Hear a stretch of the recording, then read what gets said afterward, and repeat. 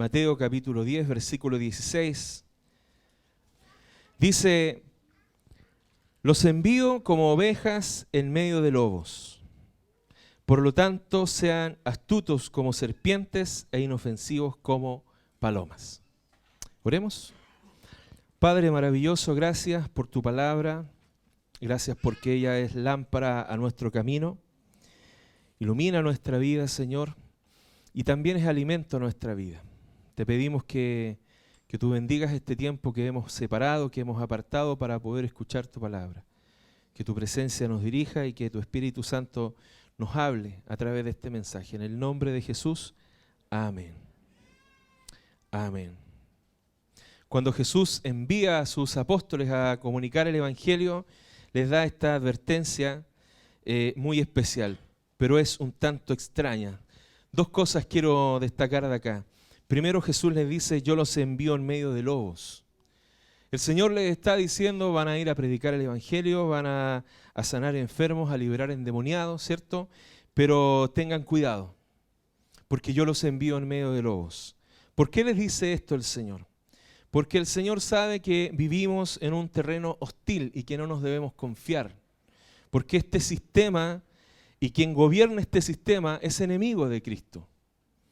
Es enemigo de la Biblia, es enemigo de Dios. Aunque nosotros predicamos un evangelio de paz y amor, tenemos que cuidarnos. Porque este sistema y quien lo gobierna no es amigo del Señor. Por eso dice en Mateo 10, 22, en el mismo capítulo que leímos: y todas las naciones los odiarán a ustedes por ser mis seguidores. Todas las naciones los odiarán a ustedes por ser mis seguidores. Y también más adelante, como le dije, desde el versículo 16 en adelante, son solo advertencias de lo que nos puede pasar solamente por ser seguidores de Cristo.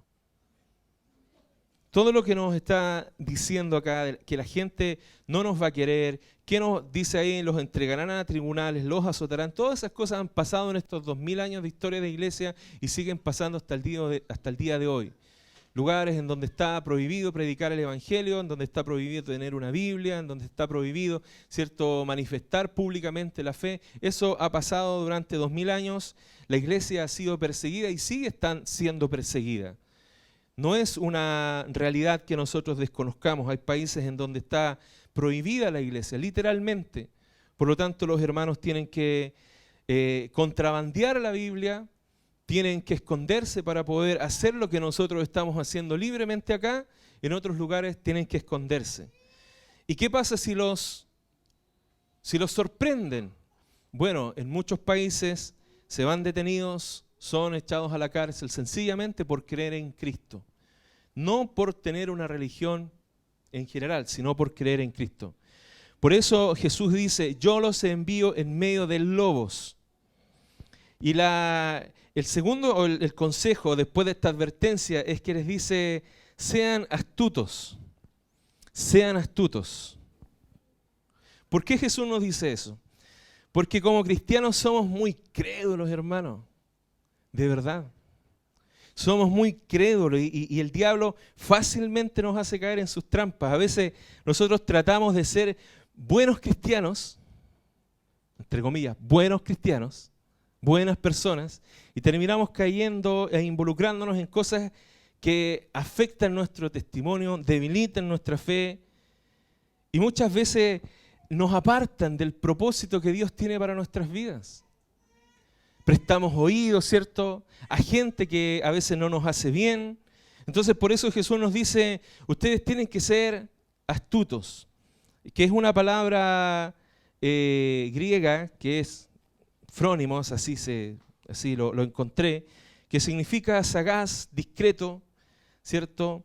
Denota habilidad práctica, también puede indicar inteligencia o adquisición mental, prudente, sensato, cuerdo. Eso es lo que nos dice Jesús. Sean todas esas cosas, ¿ya? Sean astutos, sean sagaces. No a la primera, mira, te ofrezco tal y tal cosa. Ah, bueno, al tiro lo tomamos, ¿cierto? No, hay que ser astutos. Nosotros, por ser poco astutos, nos terminamos asociando con personas con las cuales no deberíamos estar asociados. llevémoslo a nuestro nivel, quizás un amigo, quizás un vecino, quizás en un trabajo. Si tú haces tal y tal cosa, vas a tener tal y tal beneficio, pero calladito, ¿ok? No hay problema. Y uno peca de no ser astuto. También Jesús les dice, ustedes deberían ser sencillos como las palomas. No debemos ser crédulos, ¿cierto? Pero tampoco tenemos que entrar en confabulaciones, tenemos que tener un carácter recto. La palabra que usa ahí es una palabra que se puede traducir como sin mezcla. Por ejemplo, cuando en teología hablamos acerca de Dios, se habla acerca de la simplicidad de Dios.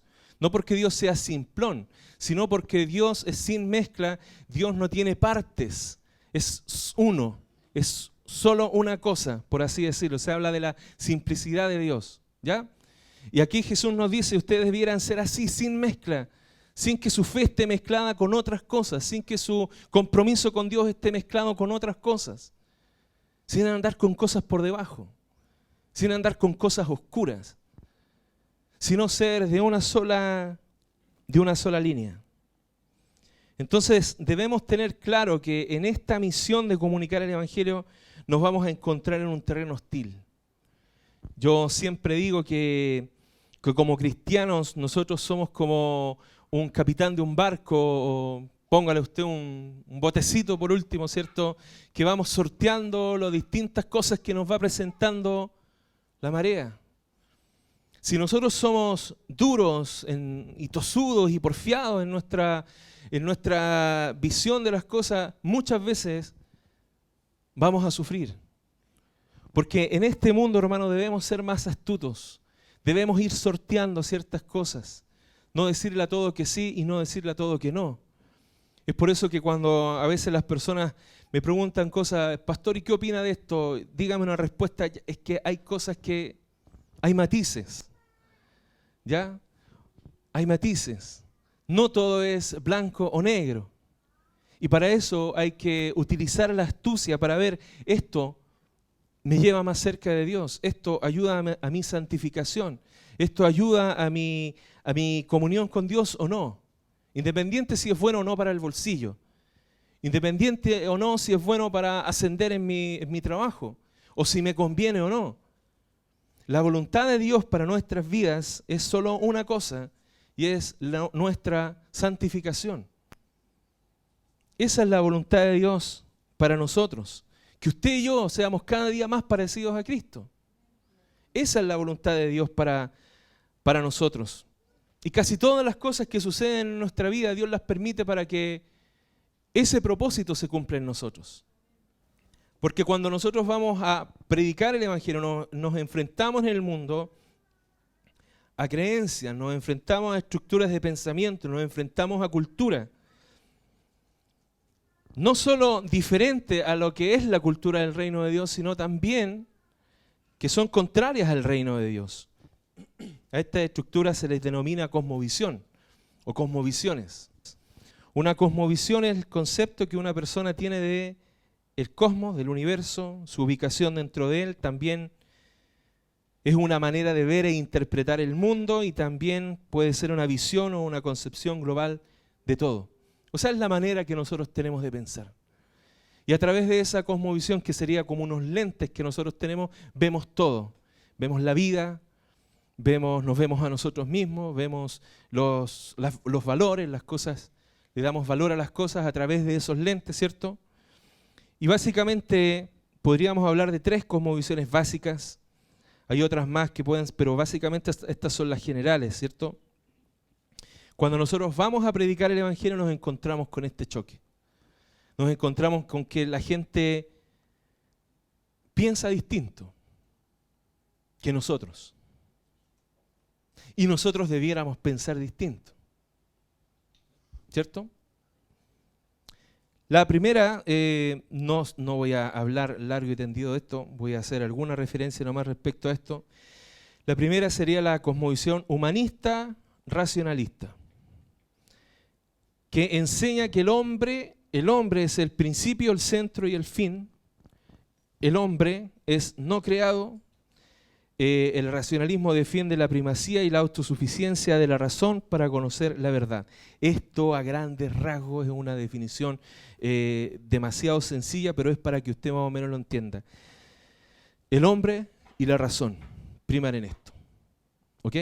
Y como le dije, una cosmovisión son unos lentes que nosotros nos ponemos, así que la persona que tiene esta cosmovisión ve al hombre como superior por encima de todas las cosas, principio, centro y fin, ¿cierto? Y la razón está por sobre todo. Yo no creo esto porque no lo entiendo. La otra cosmovisión sería el panteísmo.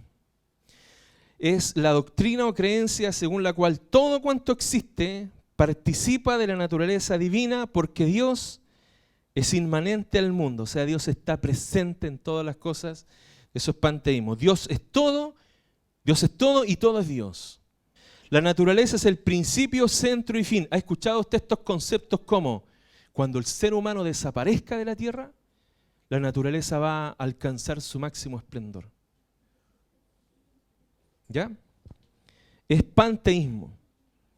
La naturaleza da la idea de que todo se forma por causas naturales. Por eso, en general, el cristiano no habla de naturalismo, habla de creacionismo. Porque creación implica la existencia de un creador. Por eso el cristiano no habla solo de naturaleza. Podemos decir de repente naturaleza, pero nosotros entendemos que la naturaleza no se creó de manera natural, de manera espontánea. No fue así. Por lo tanto, está esta cosmovisión, estos lentes, por así decirlo, humanista, racionalista y panteísta. Pero también está otra cosmovisión que es la cosmovisión bíblica. La cosmovisión bíblica enseña que Dios es el creador, que Dios, no el hombre, es el principio, el centro y el fin de todo. Dios. También enseña que todo fue creado por Dios y sin Él nada existiría. No es la naturaleza la que da a luz las cosas. No solamente Dios creó todas las cosas, sino que Dios las sustenta también. No es solo que Dios creó un árbol que da manzana, ¿cierto? Un manzano y lo dejó ahí, bueno, y de manera natural que dé manzana. No, los manzanos que dan manzanas siguen dando manzanas porque Dios sustenta a ese árbol. En fin, todas las cosas. Por lo tanto, Dios no solamente creó, pero Dios no está en el manzano, Dios no es el manzano. ¿Se entiende?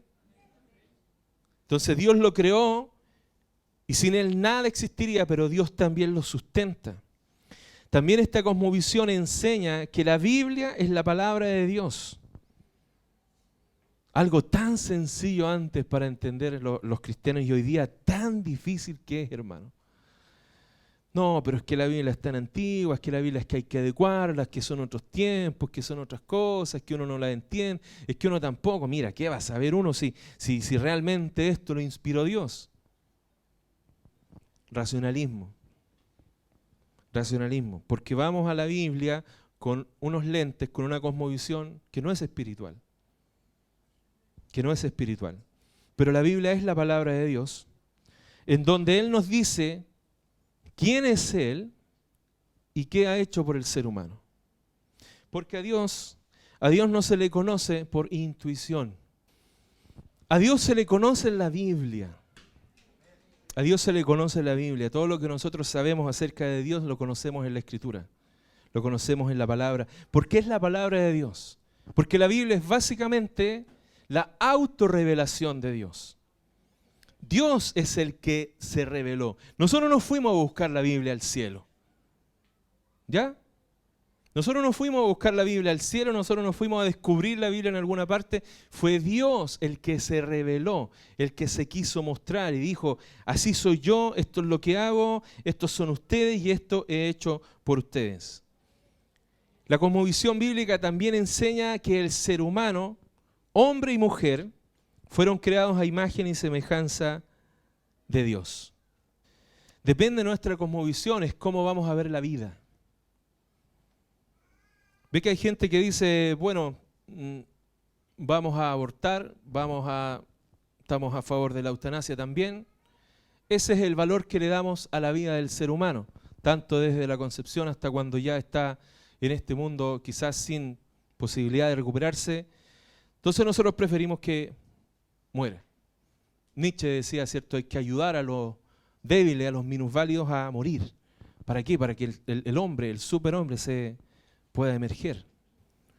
Nuestra cosmovisión define nuestra visión del ser humano. ¿Qué es el ser humano? Para algunas cosmovisiones el ser humano es parte del reino animal, ¿cierto?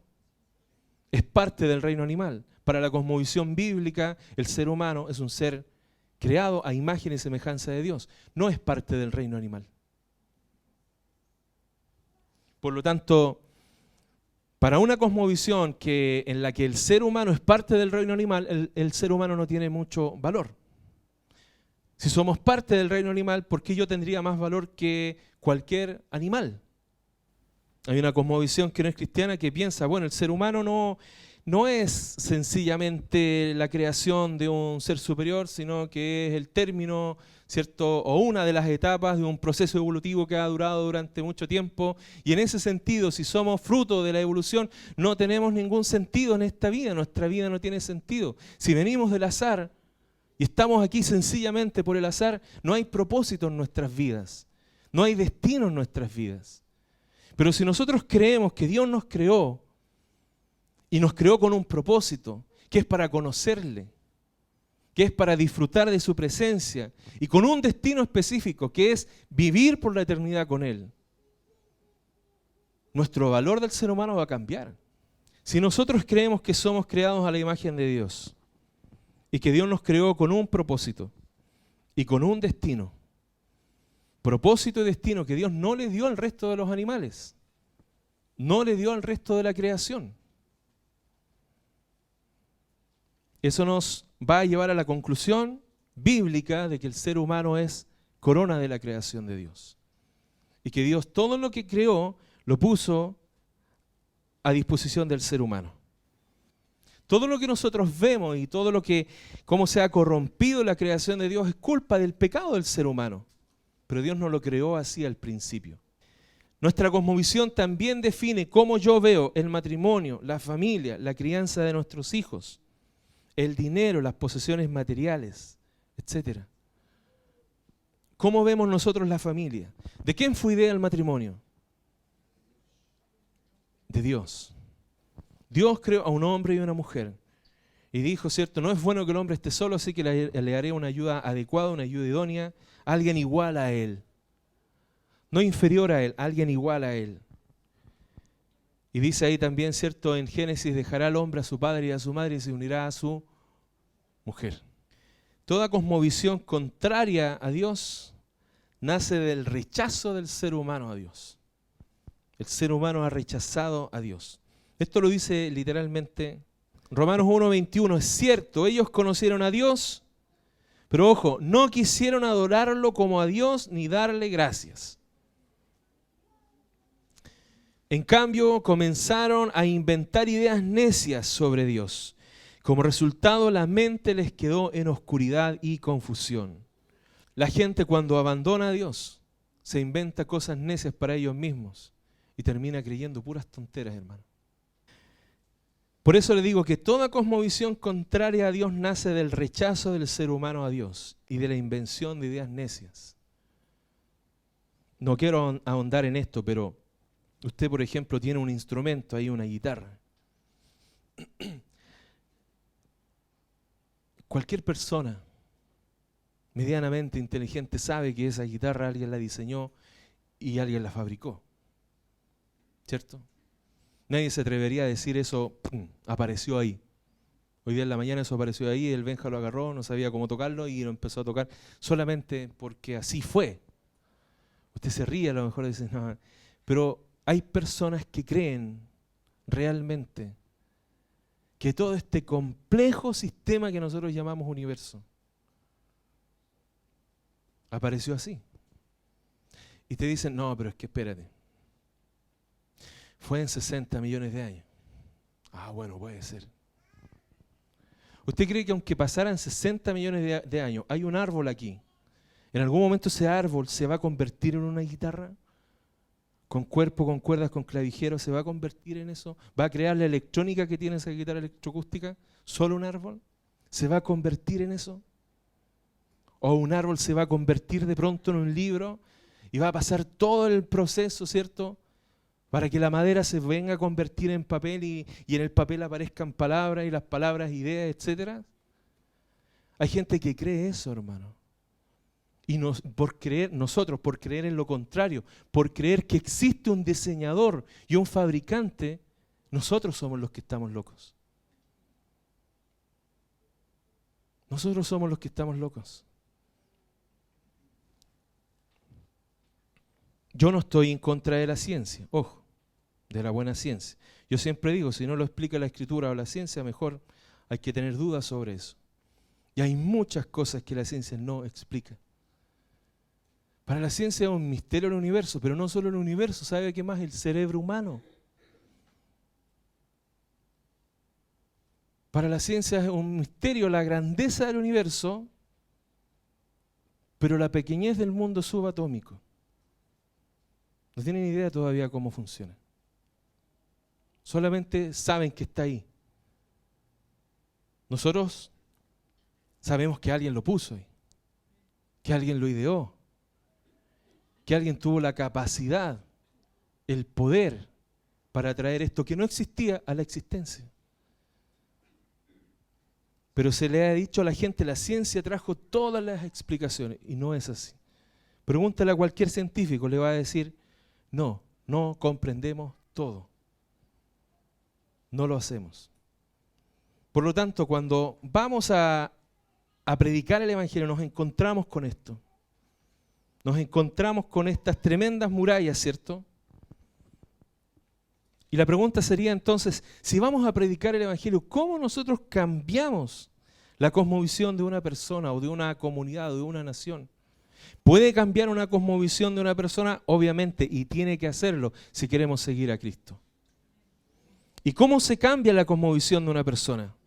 Mire, Mateo 28, 19 y 20 dice así: por lo tanto, vayan y hagan discípulos de todas las naciones, bautizándolos en el nombre del Padre, del Hijo y del Espíritu Santo. Y a nosotros los evangélicos nos encanta pensar que esto significa que ya vamos a hacer una tremenda campaña y después vamos a poner las manos en la cabeza a la gente y la gente, ¡pum!, va a cambiar. Y se ha creado una raza que es hoy en día, que son los ateos prácticos. Gente que cree que Dios existe, pero que vive como si Dios no existiera. Gente que va a la iglesia, pero tiene una cosmovisión racionalista. Es que no creo eso, pastor. Mientras yo no lo entienda, porque ha puesto su mente, su cerebro, para pesar todas las cosas en su vida. Hay una segunda parte aquí en Mateo 28. No solamente ir, ¿cierto?, a ser discípulos y bautizarlos, sino también enseñen a los nuevos discípulos a obedecer todos los mandatos que les he dado. ¿Cómo se cambia la cosmovisión de una persona? En una sola palabra: discipulado. Entonces, para algunos puede ser una tarea tediosa, para algunos puede ser una tarea lenta, pero es la única forma en que nosotros podemos cambiar, es la única forma en que nosotros podemos transformar nuestra vida, cambiando nuestra manera de pensar, cambiando nuestra cosmovisión, renunciando a nuestros principios, renunciando a nuestras ideas y adoptando las de Dios.